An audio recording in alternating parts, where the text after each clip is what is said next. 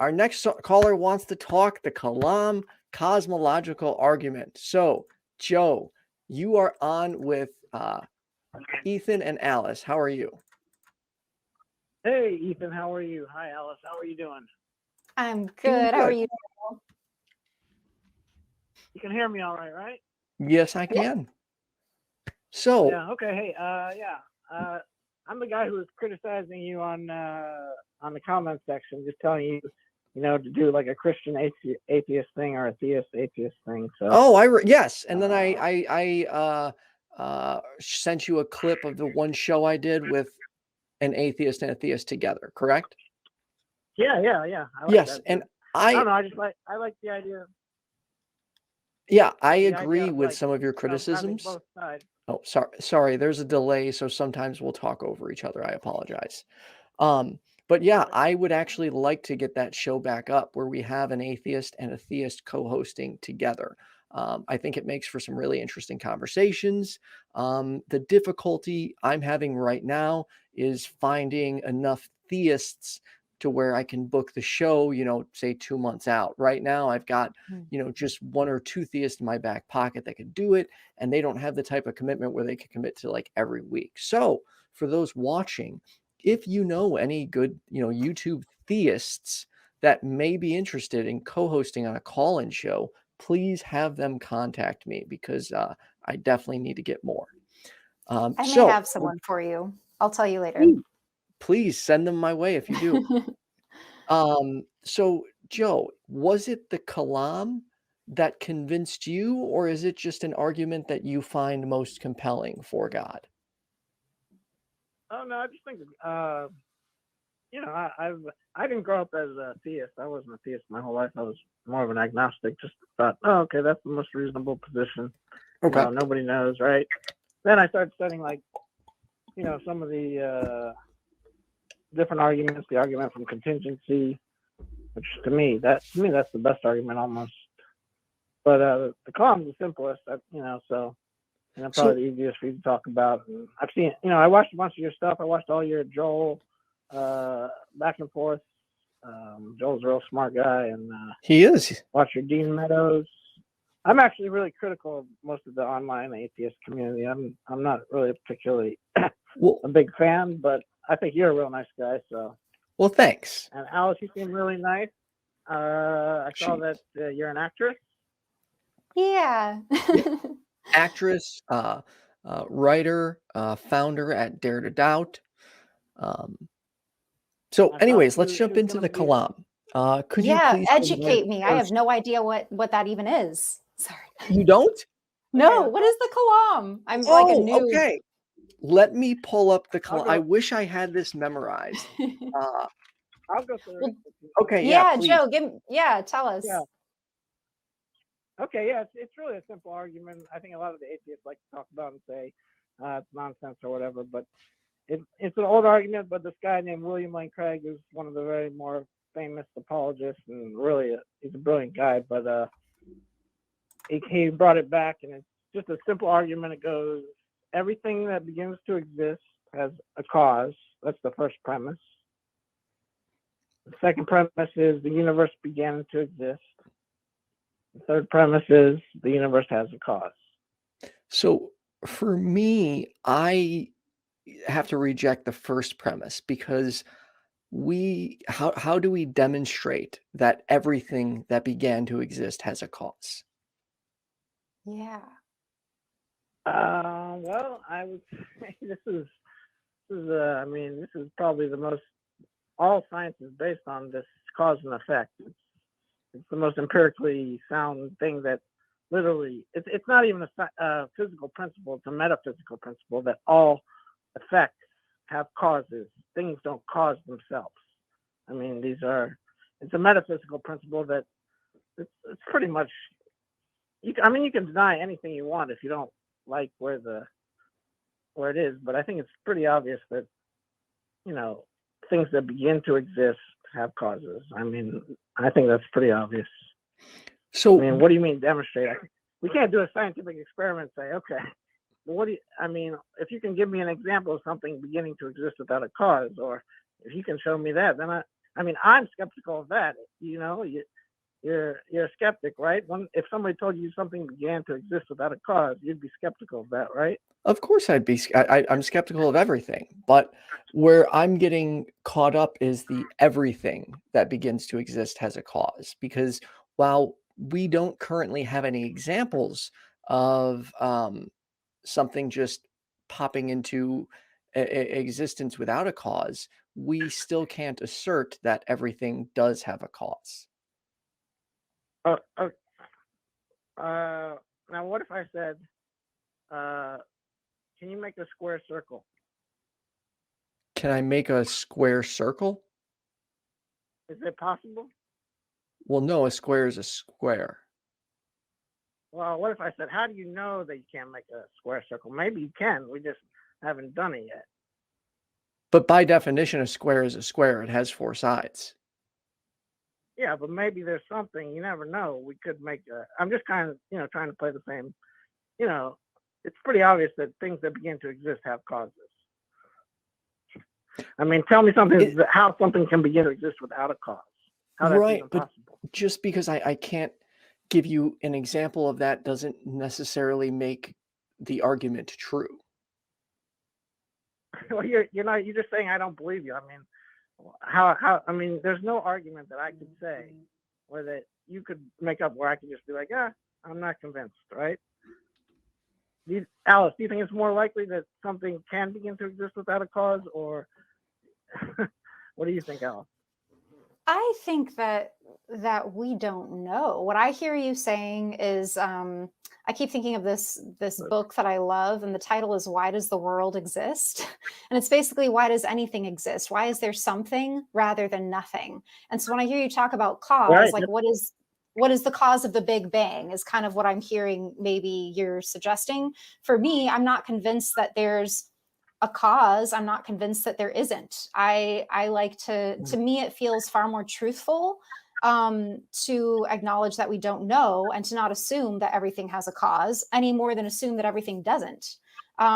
So I hang out in that space of just wonder and probing curiosity. I don't want to feel safe in a truth that I cannot, that I don't have evidence to actually back up just because its opposite might seem evidential, if that makes sense. The evidence is that things that begin to exist have causes. I mean, I think that's pretty Most obvious. things, But, but I don't think it's necessarily a must. Personally, I think I'll have to give it more thought. Like, this is definitely something I'm going to be chewing on, but I don't think that a cause. I don't think we have proof that a cause must be necessary for anything to exist. What if existence just existed? I don't know. Like, I'm not sure. No, that's not the first premise. The first premise is anything that begins to exist has a cause. So that's a good beginning implies time. So yes. Excuse me, I didn't hear you. Oh, well, when you throw it, I overlooked the word begin. When I hear begin, that implies time. And so I could see the logic of a cause. But the more I learn about space-time, the more disoriented I am. And the more it's like, whoa, like there's actually so much we don't know that I don't want to rely on a measure of time or a beginning as a basis for me to determine the facts of life from, because I think there's still so much more we need to understand first about time. So, Alice, is it safe to say that both you and I reject the first premise of the argument? Yes, I think it's safe to say that. Okay. Did you want to move on to the second premise, or did you still have more you wanted to go over with the first one? Okay. Well, if we don't get past the first premise, then there's no point in discussing that anymore. But how about I'll just go to that in a different way. It won't be the Kalam, but I'll try to argue a different way. Is that all right? Yeah, sure. Yeah, sure. Okay. So we both agree. We agree the universe exists, right? Mm-hmm. Mm-hmm. Okay. So I think there's probably 3 explanations for the universe. Either the universe is eternal, it has always existed. The universe began to exist, caused by nothing, or the universe began to exist caused by something. Do you think those are the three choices, or do you think there's others? So basically, either I think we can narrow it down to two. Either the universe began to exist or it didn't begin. Is that accurate? If you want to, I mean, if you want to look at it that way, that's fine. I guess I personally, I could be overlooking something. I don't see another option. It either, I guess, began or has always been there. I mean, that sounds accurate. Am I wrong here, Alice? No, I hear what you're saying. You're saying that the third option would be that it began with cause, or that it just began without cause. Is that the third option?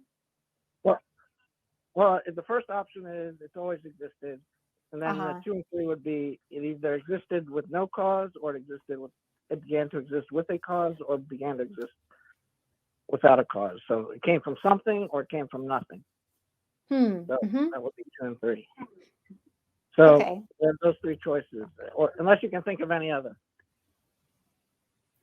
I think there's things that we don't know how to think about, first of all. But I would say that sure, like for the purposes of this conversation, yeah, for the limited amount that we do know now, sure, yeah, like those three options can make sense to me. What about you? You think those three options make sense? I mean, I can't think of any other ones, so yeah, I'd say that's fair. Okay, so we can narrow it down to those three. Okay, so if we could somehow prove the evidence is that the universe began to exist, then it would, and it hasn't always existed, then we could go to the other option, right? But how could we even begin to prove that the universe began to exist at this point? Well, there's lots of that's what philosophy and science have done. You think that's what guys like William Lane Craig, Ed Kaiser, they talk about these arguments. So there's two powerful philosophical arguments for why the universe began to exist, and there's a bunch of scientific evidence that the universe began to exist. Do you want to go over those, or? Sure. I mean, we don't have a lot of time, but yeah, if we can summarize them, that would be great. Okay. Well, if the universe has always existed, right? How many events will have occurred? Infinite, if it always existed. Yeah, so the number of events that have always existed before now will be infinite, right? Okay. So now there's two problems with that. That actual infinites don't exist. So like if we add one event plus one event plus one event plus one event, you'll never get an infinite number of events, right?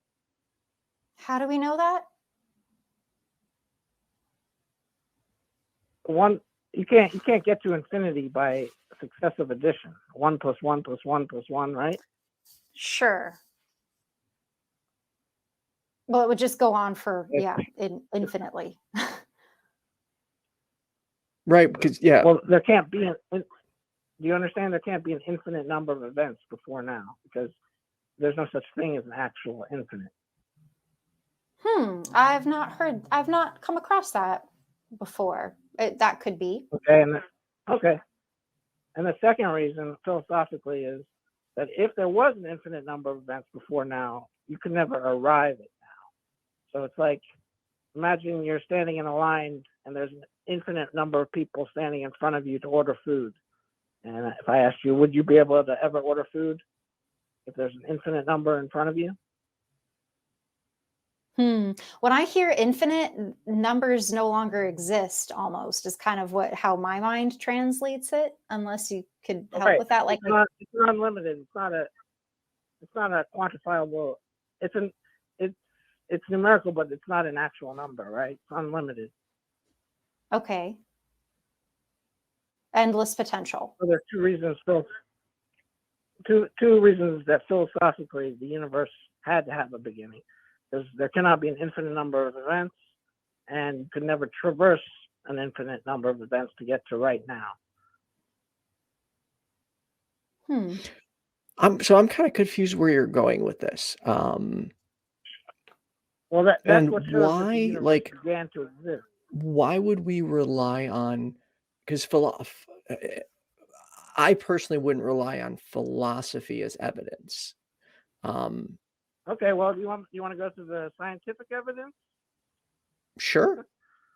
You got the redshift, which shows that there was an ultimate beginning point and the universe is expanding. Right, so there was an actual, it's getting farther apart. So, like, I guess even Albert Einstein realized that there had to be a beginning point. You got the second law of thermodynamics, which shows that all energy is using up, and then if the universe was infinite into the past, the energy would have already been used up. Then you have the Born-Blanken theorem, which is kind of states that all universes, every single one would have an actual beginning. So there's a lot of scientific evidence too. So unfortunately, I don't know enough about those to properly discuss them, unfortunately. Ethan, you've been an atheist for a while, right? 5 years, 6 years. And you're trying to seek the truth, right? Absolutely. So wouldn't you examine these arguments and look for the evidence? Of course. But that doesn't mean I've had time to examine every single argument. Well, listen, you see, I have no problems with you. I like you. I think you're a real nice guy and everything, but that's my problem, that, I feel like you'll just disagree with anything if it points in a certain direction.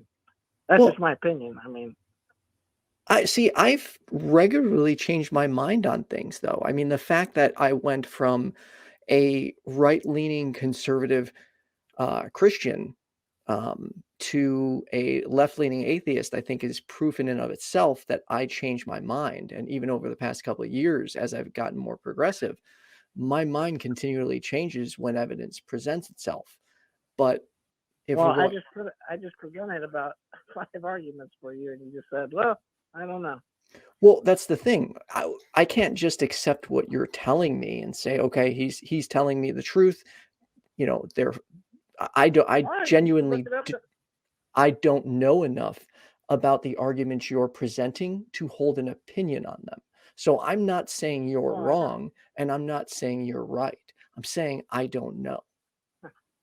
Well, I've heard you say that the Kalam's a terrible argument, so I don't think it's a very good argument. Right. We don't even, no offense, but you don't really even understand the arguments. So I understand the Kalam. I mean, we can continue with why I reject the second premise if you'd like. Well, that's what I was just talking about. The universe began to exist, and I just gave you about 5 arguments. Okay, so then I would need to study those before I can form an opinion on them. The point I was making was that we still don't know whether or not the universe began to exist, because as we get closer to the quote beginning of the universe, time slows down. Okay. Therefore, we don't know if it had an actual beginning. I just gave you 2 philosophical arguments why it can't be infinite into the past, and I gave you 3 scientific arguments. I will do this. I will review them. Someone just sent a super chat, Kenneth Leonard.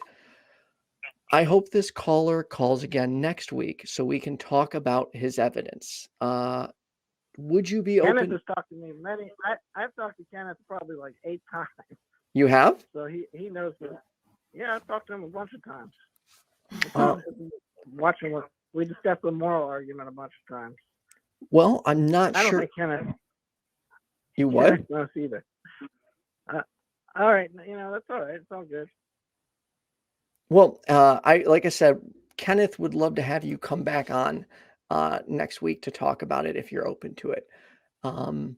Before we wrap up, Alice, did you have anything on this? Or any last questions? No questions. I think my curiosity is piqued to explore this more. I've definitely gone through, I totally agree with what you're saying, Ethan, that there's so many areas that our curiosity gravitates toward, and sometimes like physics and theoretical physics just isn't it to the depth that we'd be able to have a fully formed opinion on a lot of these things.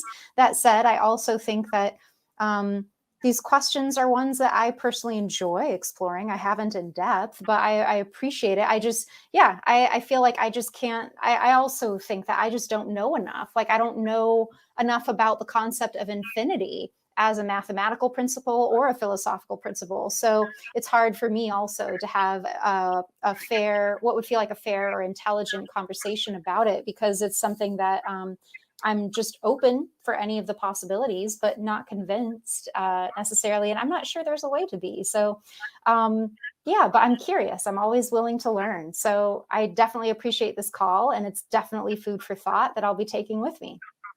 And Joe, I can assure you I will be listening back to this and going over the information. I'm sorry? Ethan, I didn't mean to be rude to you, buddy. So I didn't think you were being rude at all. Okay, I just, I just don't like it when, you try to present the evidence and then eventually, imagine you trying to convince me of something, and I just go, no, I don't believe you, or I'm not convinced. And so, I like to have like a real, where I think our psychological desires sometimes get in our way of the actual evidence. That's just my personal opinion, but I thought, Alice, you're real nice. I appreciate you talking to me and everything. So yeah, I appreciate your time. Kenneth would definitely be more equipped for this conversation than I would. So again, totally welcome to call back next week. I appreciate the time you spent with us. And like I said, I will be reviewing everything you supplied and trying to learn a little bit more about it. Yeah, thank you, Joe. Yeah, go look up some William Lane Craig stuff. And I know you're not probably a big fan, but he's obviously the master of the Kalam. So all right, awesome. Well, thank you so much, Joe. All right, thanks, guys. Well, that was your introduction into the Kalam cosmological argument. Kalam, yeah, basically so I'm definitely gonna have to do a lot more Googling. Yeah, a lot more Googling. I had no idea this. I've never heard of this before. Yeah, it's extremely popular in the theist circles. The Kalam, the ontological, the argument from contingency. Those are, I'd say, the three most common ones I hear that theists find compelling. Okay. It seems like the three, what are they, tenets, principles, the three arguments. Premises. Yeah, if you have a problem with the first one, then the other two seem to fall short, is the impression that I'm retaining right now, which, yeah, I have a bunch of questions about the first tenet. So I feel like it's safe to say off of my limited introduction to this that I would be very skeptical of the rest and of it as a whole. I'm glad you had the opportunity to learn something on the perspective. Me too. And I will be looking into this more. It's been a while since I've swam in those waters. I definitely have a bunch of books in my library about them, but yeah, it'd be fun to revisit it and learn more about this.